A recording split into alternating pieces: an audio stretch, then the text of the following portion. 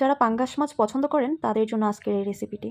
আর যারা পাঙ্গাস মাছ পছন্দ করেন না, তারা আমি 100% শিওর দিয়ে বলতে পারবো তারা এই রেসিপিটা দেখার পর এভাবে রান্না করে খেতে আপনাদেরও ইচ্ছে করবে। তারাও হয়তো এটা খেয়ে পাঙ্গাস মাছ লাভার হয়ে যাবেন।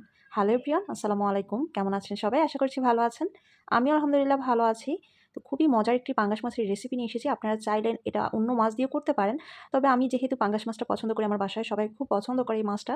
তো আমি হচ্ছে এটা দিয়েই এই রেসিপিটা করছি। আর যে মাছের একটা আষ্টে গন্ধ থাকে, এই রেসিপিটা করার পর মাছের সেই আষ্টে গন্ধটাও থাকে না। আর যারা পাঙ্গাস মাছ খান না, তারা হয়তো পাঙ্গাস মাছের গন্ধটার জন্য খান না। মানে পাঙ্গাস মাছের একটা গন্ধ থাকে।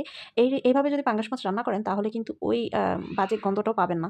এত বেশি লোভনীয় আর এত বেশি মজাদার হয়। তো কথা না বাড়িয়ে রেসিপিতে চলে যাই। প্রথমেই আমি একটি প্যান বসিয়ে দিয়েছি। প্যানে ৭ পিস মাছ দিয়ে দিয়েছি। মাছটা অবশ্যই আগে থেকে পরিষ্কার করে ধুয়ে দিয়ে রেখেছিলাম।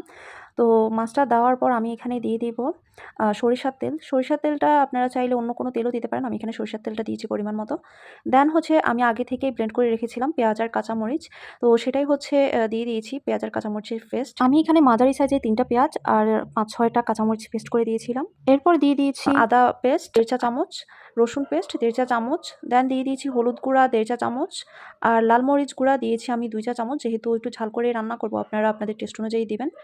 তারপর আমি এখানে দিয়ে দিয়েছি স্বাদমতো লবণ। আরও দিয়ে দিয়েছি 1/2 চা চামচ জিরা গুঁড়া। জিরা গুঁড়াটা অবশ্যই দিবেন, তাহলে এই রেসিপিটা খেতে অনেক বেশি মজা হয়। এরপর দিয়ে দিয়েছি আমি ১ কাপের মতো টমেটো কুচি। টমেটো কুচিটা দিয়ে তারপর হচ্ছে আমি ১ চিমটি পরিমাণের কালো জিরা দিয়ে দিয়েছি আস্ত। তারপর হচ্ছে আমি ভালো করে হাতের সাহায্যে মেখে নিচ্ছি, আপনারা দেখেই বুঝতে পারছেন। এই রান্নাটা আসলে মাখার মাধ্যমেই হবে, কোনো রকমের মাছ ভাজাভাজির কোনো কাজ নেই।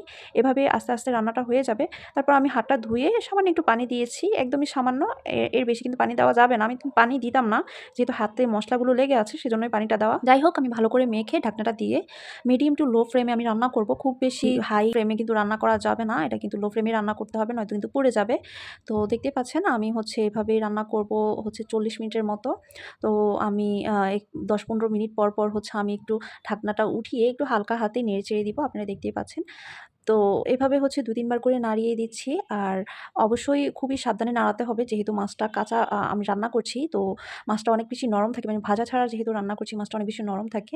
আস্ত রাখার জন্য মাছটাকে অবশ্যই একটু আস্তে আস্তে উল্টে পাল্টে দিতে হবে, যাতে হচ্ছে মাছের ভিতরটায় মশলাপাতিগুলো খুব ভালোভাবে যায়। তো এভাবে হচ্ছে আমার রান্নাটা কমপ্লিট হয়ে যাচ্ছে, আপনারা দেখতে পাচ্ছেন। তারপর আমি ২-৩ বার করে উল্টে পাল্টে দেওয়ার পর আমার শেষ মুহূর্তে আমি কিছু ধনিয়া পাতা কুচি দিয়ে দিয়েছি। আর ২-৩ টা কাঁচামরিচ ফালিয়েও দিয়ে দিয়েছি। এই তো আমার রান্না কিন্তু কমপ্লিট। আরও ২ মিনিট ঢেকে রাখার পর আমি কিন্তু মাছটা নামিয়ে নিয়েছি। তো হয়ে গিয়েছে আমার পাঙ্গাস মাছের কারি। এত বেশি মজা হয়েছে, এটা হলে আপনি সাদা ভাতের সাথে খুবই মজা করে খাবেন। আর কিছুই লাগবে না। এত বেশি লোভনীয় আর এত বেশি মজা হয়েছিল। তো অবশ্যই বাসায় একবার হলেও ট্রাই করবেন। আশা করছি আপনাদের ভালো লাগবে। তো আমি তো ভাত দিয়ে খেয়ে আমার কাছে এত বেশি মজা লেগেছিল। আর এই মাছের গ্রেভিটা দেখেন, মানে এত বেশি লোভনীয় হয়েছে। খেতেও মাশাআল্লাহ অনেক বেশি মজা। মানে আপনি চাইলে মাছ ছাড়া এই মাছের গ্রেভিটা দিয়েও অনেক বেশি মজা করে খেতে পারেন। মানে এত বেশি মজা হয়েছিল, যেহেতু এখানে ব্লেন্ড করা পেঁয়াজ, কাঁচামরিচ সবকিছুই ছিল। মানে একটা ঝাঁঝালো ফ্লেভার ছিল। খুবই মজা ছিল। আপনি চাইলে এই মাছের গ্রেভিটা দিয়েই ১ প্লেট ভাত নিমিষেই শেষ করতে পারবেন। এত বেশি মজা হয়েছে। তো আজকের রেসিপিটি কেমন লেগেছে আপনাদের অবশ্যই কিন্তু কমেন্ট করে জানাবেন। সবাই খুব বেশি ভালো থাকবেন, সুস্থ থাকবেন। আল্লাহ হাফেজ।